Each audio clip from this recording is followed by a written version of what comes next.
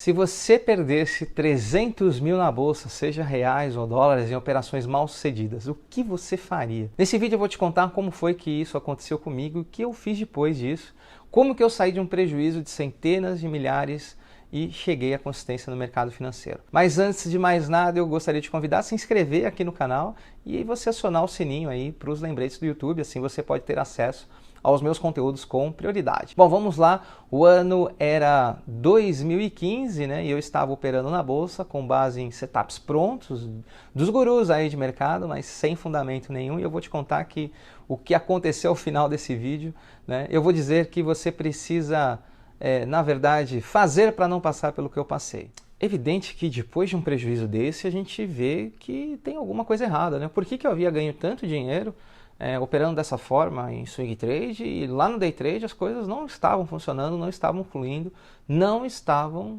dando certo, né? E foi aí que eu procurei identificar o que eu estava fazendo que de um lado dava certo e no outro praticamente não funcionava. Então eu percebi que aquilo não era eficaz, aquilo não era eficiente, né, para as minhas operações de day trade. Eu percebi que faltava alguma coisa, faltava algo mais. Quando eu aprendi a leitura de fluxo, as coisas começaram a se encaixar e muita coisa passou a fazer sentido, porque a gente consegue perceber e entender o porquê que o preço está tendo aquele comportamento em determinados níveis, né? Evidente que não abandonei o gráfico para mim ainda continua sendo muito importante, até porque não tem como você ficar decorando determinados níveis em determinados ativos que ultrapassam determinados pontos. Por exemplo, o Nasdaq ele varia ali 300 pontos num dia. Eu vou ficar falando 61, 62 de qual nível? Do 200, do 100 ou do 300, né? Então, o gráfico ele é essencial, sim, eu vejo dessa forma, mas o gráfico por si só, para te dar motivadores como gatilho de entrada, eu acredito que no mercado futuro você fica um pouco vulnerável. E quando eu passei a entender o que está deslocando o preço, por que o preço em determinadas regiões, por exemplo, se inverte? Inverteu por causa de uma absorção. Como que eu vou perceber uma absorção no gráfico? Fica bem difícil, né? Como que eu vou perceber um lote escondido no gráfico? Fica bem difícil. Como eu vou perceber que um player está realizando e saindo do game? No fluxo a gente consegue enxergar, na profundidade de mercado a gente consegue enxergar. E a partir daí a gente pensa, poxa, se esse player comprou, está começando a desmanchar sua posição compradora, será que o preço vai continuar ou não? Pode ser que ele se lateralize, né? Será que, o que a gente precisa, né, para o preço continuar subindo depois, por exemplo, que um grande player fez o preço subir e sair da sua posição? Evidente que só um stop, né, de algum player, porque o stop ele faz deslocar e tirar o preço de um nível e jogar o preço para outro nível, né, justamente porque falta liquidez naquele nível.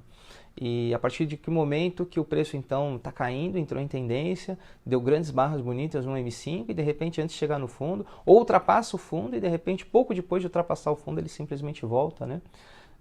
Dá para a gente conseguir observar sim um comprador começando a tomar posições compradoras logo após a perca de uma mínima ou de uma máxima, e isso provavelmente evitaria um prejuízo de vender um suporte perdido ou operar um determinado rompimento, né? Assim como as pessoas, eu vejo que muitos adoram as operações de rompimento, o risco-retorno é fantástico, mas e se eu te falasse que a maioria dos rompimentos não acontecem por causa da parte que está deslocando o preço, e sim pela parte contrária?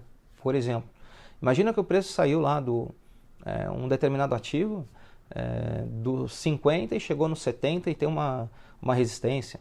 Ou simplesmente formou depois de uma grande barra assim, compradora, formou uma barra pequena que pode, na superação dessa máxima dessa barra, né, ele dá continuidade de preço. E o que vai gerar essa continuidade desse preço? Evidente que um stop do player. E aí quem está se estopando, né? Exatamente quem tem necessidade. Então, muitas pessoas acreditam que quando o preço rompe uma máxima, é porque está entrando compradores. E, na verdade, quem é o comprador que vai comprar na máxima, né? Principalmente uma grande tesouraria, onde ele não vai ter um preço de saída? Evidente que isso não ocorre. Aonde que é que uma grande tesouraria vai vender na mínima? Não faz o menor sentido. Então é evidente que quem compra na máxima é o cara que precisa comprar na máxima. Quem que precisa comprar na máxima? É o cara que tem que se estopar, né? Assim como quem vende na mínima ou tem que vender na mínima, é o cara também que precisa se estopar. E a partir do momento que esse cara se estopa, geralmente uma grande tesouraria, né, ele diminui o risco ou ele estopa parcial, porque a quantidade de lotes dele é tão violenta que se ele estopar toda a posição ali, talvez ele vai arrastar o preço e o stop dele vai custar mais caro, né? Às vezes ele começa a desmanchar a posição ali, dependendo do player, e às vezes não, se for aí um pequeno intermediário, ele já desmancha totalmente ali, porque ele encontra a liquidez necessária. Então, essas informações de profundidade de mercado, a gente não encontra somente no gráfico. Em contrapartida, o fluxo, às vezes, ele pode te induzir a determinados erros, onde você acha que toda a agressão, né, seria aí uma oportunidade de entrada. E na verdade não é bem assim.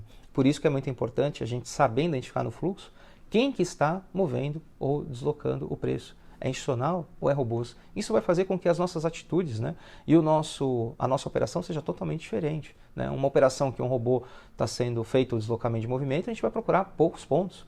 E já, se a gente identificar que é um institucional que originou o movimento, a gente vai esticar a posição e vai seguir, porque ele vai tentar seguir, mas isso aí é um assunto para um próximo vídeo. Como eu já te disse, você não precisa passar por tudo isso que eu passei. Por esse motivo eu criei o treinamento Metagame, para te mostrar a técnica dos grandes players.